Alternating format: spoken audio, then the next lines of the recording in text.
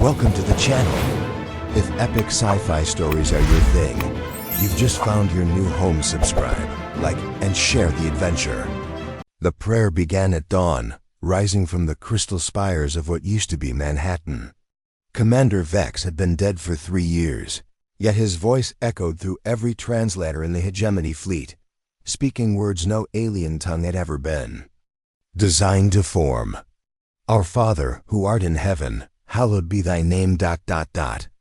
Captain Luna pressed her forehead against the cold viewport of the resistance bunker, watching the massive ships hover motionless above the ruins of Earth's greatest cities. 27 years since the hegemony arrived with their ultimatum. 27 years since humanity's governments surrendered without firing a single shot. 27 years since the most powerful military force in 3 galaxies conquered Earth in under 6 hours. What they hadn't expected was what came after.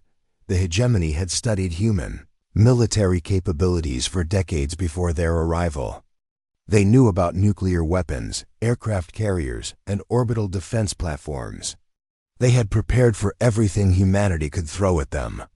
What they hadn't prepared for was Jake. Jake had been 8 years old when the ships first darkened Earth's skies. Luna remembered him hiding in the evacuation shelter, clutching a worn Bible his grandmother had given him, his small voice trembling as he recited verses to calm the other frightened children. The hegemony soldiers who processed the refugees noted the behavior in their reports. Cultural curiosity, they called it. A primitive coping mechanism. Commander Vex had been assigned to study human religious practices. The hegemony believed that understanding a species' spiritual delusions was key to efficient subjugation. They cataloged Earth's religions like specimens in a museum, expecting them to wither under the weight of technological superiority. Instead, something extraordinary happened. Luna watched the sunrise paint the alien spires gold as the prayer continued. Down in the processing centers, she knew millions of humans were beginning their daily labor, supervised by hegemony overseers who had learned to bow their heads during these morning recitations. The irony wasn't lost on her. The first crack had appeared 3 months after the invasion. A young hegemony soldier named Crix had approached Jake, now 11 and working in the agricultural domes, with questions about the words he whispered while planting seeds. Jake, with the patience only children possess, had explained about hope, about faith, about believing in something greater than yourself. Crix had been the first, but not the last. The hegemony's greatest strength had always been their unity. A hive mind efficiency that allowed them to coordinate across star systems, their thoughts synchronized through quantum neural networks. They felt each other's pain, shared each other's victories, lived as one vast consciousness spread across the galaxy. Every great bond starts with a single moment of courage. HFY Chronicle Stories is just beginning, and your support matters. If you love emotional sci-fi tales, forbidden connections, and stories that stay with you, hit subscribe. It's free, and it helps us bring more stories from the stars to you. That unity became their vulnerability. When Crix felt his first moment of individual hope, that strange, distinctly human sensation of believing tomorrow could be better than today, every connected mind in the network felt it too. The sensation spread like wildfire through their collective consciousness. Within a year, hegemony soldiers were secretly attending human prayer services. Within 2 years, they were adapting human spiritual practices to their own biology. Within 3 years, Commander Vex himself had stood before his fleet and declared that humanity possessed something the hegemony had lost eons ago: the ability to find meaning in suffering, to discover light in darkness, to maintain hope against impossible odds. The day Vex died not in battle, but peacefully in his command chair while reciting the 23rd Psalm, the entire hegemony fleet observed a moment of silence that lasted for 7 hours. Now, as Luna watched the morning prayer conclude across the occupied Earth, she realized the truth that both species were only beginning to understand. The invasion had succeeded. But the question of who had conquered whom remained beautifully, mysteriously unanswered. 3 floors beneath the ruins of the Vatican, Elder Tam adjusted the translation matrix with hands that trembled not from age, but from reverence. The human priest across from him, Father Ben, he called himself, waited patiently as the alien struggled with concepts that had no equivalent in hegemony language. The word mercy, Tam said, his mandibles clicking in frustration. Our computers. Translated as strategic forgiveness for future advantage. But that's not what you mean, is it? Father Ben smiled, the same gentle expression he'd worn through 5 years of these sessions. No, Elder, mercy is forgiveness without expectation of return. It's love in action, even toward those who've wronged you. Tam's 3 eyes blinked in sequence, a sign of deep contemplation among his kind. Around them, dozens of other hegemony officers sat in small circles with human teachers, farmers, children, grandmothers, anyone willing to explain the inexplicable. Concepts that had begun reshaping alien civilization. The underground cathedral had become ground zero for the strangest cultural exchange in galactic history. Where once human rebels had planned guerrilla attacks, now hegemony theology students learned about grace. Tell me again about the carpenter, requested Sub-Commander Nira, her translator struggling with the human concept of sacrifice. The human teacher, a construction worker named Tom, had been telling the story of Jesus for the better part of a month, each retelling revealing new layers that the hegemony mind couldn't quite grasp. He gave his life for people who didn't deserve it, Tom repeated patiently. Not because he had to, but because he chose to. Love made the choice. Above ground, the practical implications of this philosophical revolution were reshaping both civilizations. Hegemony food production had increased by 300% since they'd adopted human agricultural prayers, not because the prayers made crops grow faster, but because the ritualized hope made the workers more invested in the outcome. Their quantum communication networks had become more efficient as operators began each shift with moments of gratitude, somehow reducing interference through what their scientists called emotional harmonics. Most remarkably, their legendary military precision had improved as soldiers began ending each mission briefing with variations of human prayers for protection, wisdom, and the strength to do what was right rather than merely what was ordered. In the deepest vaults, where the most sensitive hegemony technology was housed, engineers had begun incorporating human aesthetic principles into their designs, not for efficiency, but for beauty. The concept had been so foreign that they'd had to invent new words for it in their language, borrowing heavily from human Sanskrit, Latin, and Arabic terms that captured nuances their own tongue had never needed. Dr. K, formerly a linguistics professor at Harvard, now served as chief translator for the Hegemony High Council. She'd spent the morning in a heated debate with Admiral Vorth about the implications of implementing human holiday traditions fleet-wide. You're talking about giving the entire hegemony military force time off to celebrate the birth of a human religious figure, Vorth had argued, his massive frame dwarfing the conference room. I'm talking about implementing rest cycles based on human biorhythms that have measurably improved productivity and reduced stress-related errors by 47%. Kay had countered. The fact that these cycles happen to align with Christmas and Easter is coincidental to their effectiveness. But they both knew it wasn't coincidental. The hegemony's efficiency had always come from their ability to think as one. What they hadn't realized was how exhausting that uniformity had become. Human celebration cycles, with their emphasis on reflection, gratitude, and community bonding, had given them permission to be individuals while still maintaining their collective strength. The most profound changes, however, were happening at the level of individual consciousness. Hegemony children were being born with something their species had never possessed, the ability to hope for things that didn't yet exist.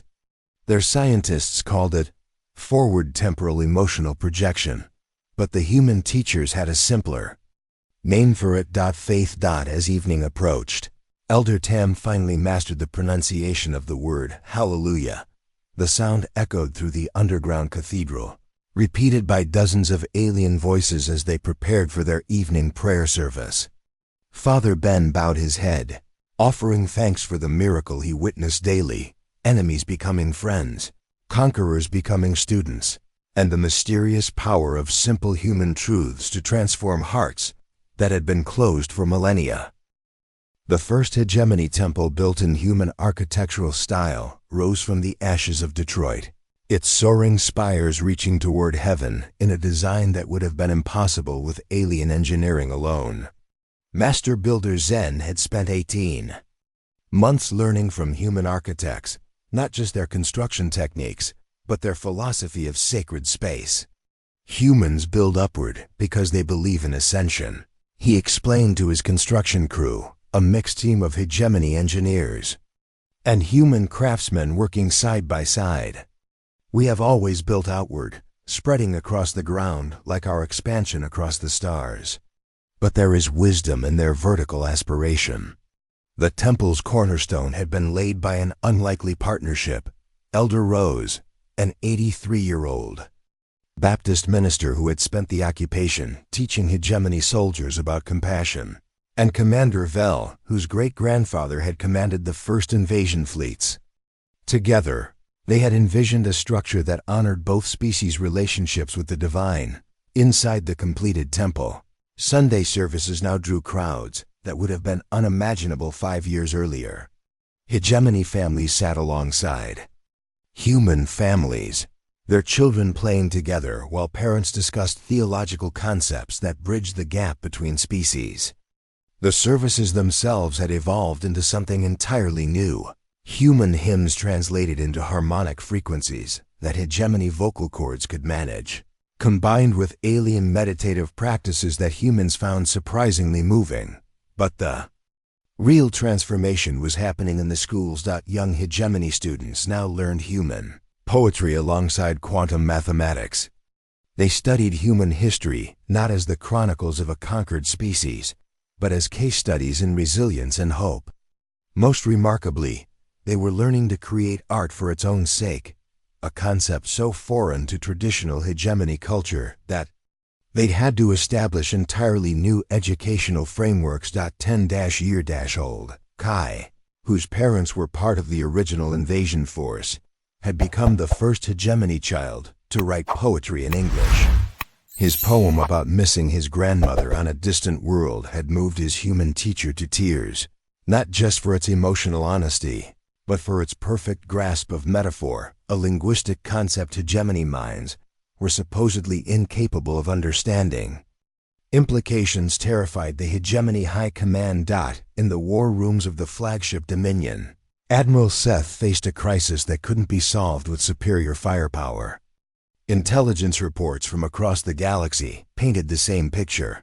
Human cultural influence was spreading through every occupied world. Hegemony soldiers stationed on primitive planets were teaching local populations human songs. Engineers were designing buildings with human aesthetic principles. Even their most disciplined officers were beginning to question orders that seemed to lack what humans called moral justification. "We are losing operational coherence," Seth's chief advisor warned during an emergency session. "The humans are transforming us into something we were never meant to be." "Or perhaps," suggested a voice from the back of the room, "they are transforming us into what we were always meant to become." The speaker was General Max, the highest-ranking human in the hegemony military structure. His promotion from prisoner of war to strategic advisor had been controversial, but his insights into human psychology had proven invaluable in managing the occupied territories. "Explain," Seth demanded. Max stepped forward, his bearing confident despite being surrounded by beings who could end his life with a thought. "Your species conquered the galaxy through unity and efficiency. But conquest isn't growth. For 3,000 years, you've been the same, unchanging, predictable, perfect.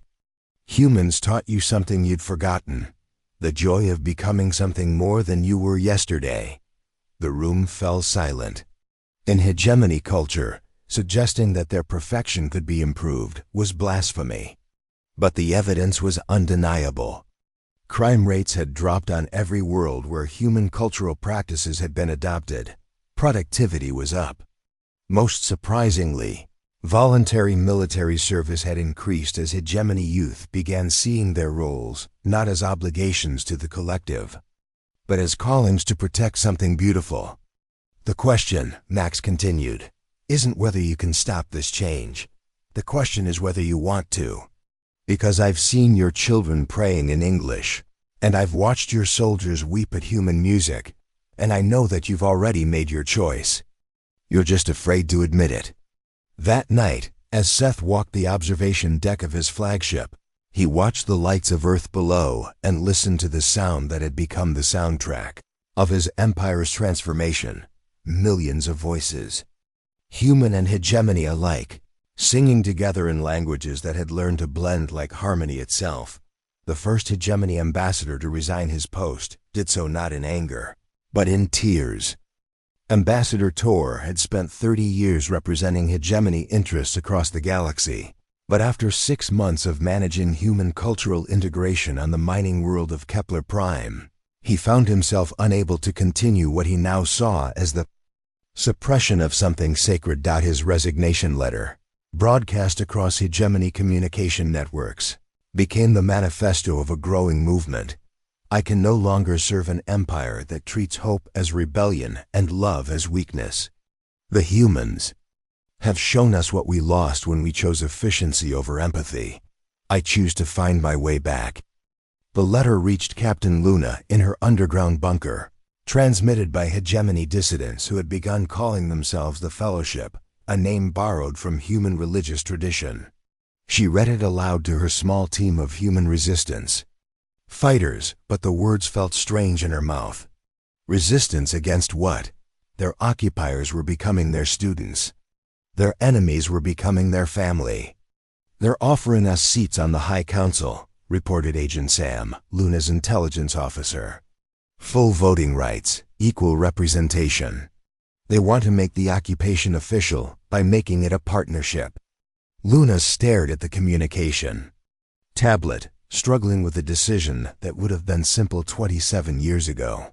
The hegemony was offering humanity something unprecedented, equality within an interstellar empire. Not as subjects, but as co-rulers. The catch was that accepting would mean legitimizing the invasion, agreeing that conquest had been justified by its eventual outcome. What do the colonies think? She asked. Mars colony voted to accept. Europa Station is still debating. The asteroid belt miners want guarantees about religious freedom. Sam paused. Luna, they're not the same species that invaded us. Something fundamental has changed. That something was evident in every interaction between human and hegemony populations. Mixed marriages had begun occurring, not just romantic partnerships, but adoption across species lines. Hegemony parents who had lost children in interstellar conflicts were raising human war orphans. Human families were adopting young hegemony, whose parents had died in the psychological trauma of cultural transformation. The most profound example was the story of Elder Ben and his daughter Anna, though. She wasn't his daughter by birth or even by species. Anna was a young hegemony soldier who had suffered a complete psychological breakdown after exposure to human concepts of unconditional love. Her own people had been ready to euthanize her as damaged beyond repair. Ben, the same priest who had been teaching in the underground cathedral, had requested custody. 3 years later, Anna served as a translator for mixed families, her unique perspective allowing her to help others navigate the emotional complexity of cross-species relationships. She called Ben father in 12 different languages, and he had legally adopted her according to both human and hegemony law. She saved me, Ben explained to Luna during a rare visit to the surface. I was so angry after the invasion, so ready to hate. Taking care of someone who needed love more than justice taught me what forgiveness actually means. But the transformation wasn't without casualties.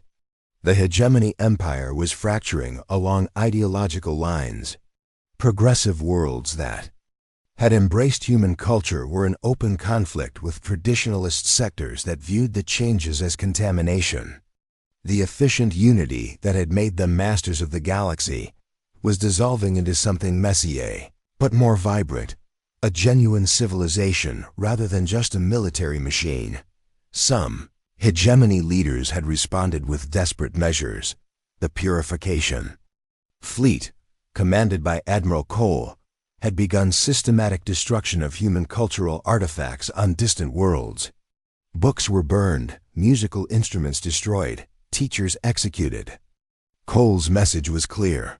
Human influence was a disease that had to be eradicated before it destroyed hegemony civilization entirely.